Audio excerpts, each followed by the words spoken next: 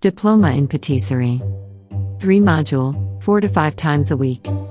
You are going to learn all the baking and pastry techniques you need to work in the industry or open your own place.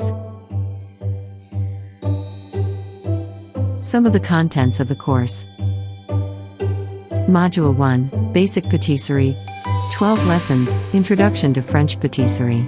Tarts, pies, tartelette. Madeleine, Fiancier. Genoise. Different types of Gateau. Dacquoise. Puff pastry. Pate choux. Introduction to yeast dough. Module 2, Intermediate Patisserie.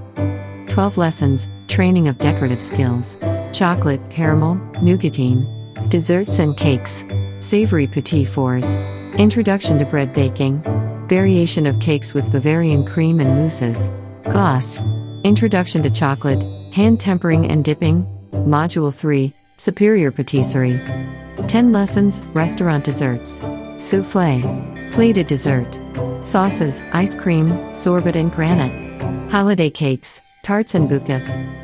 Tempering chocolate, hand-dipped and molded chocolates. Chocolate truffle. Chocolate boxes and flowers. Sugar work.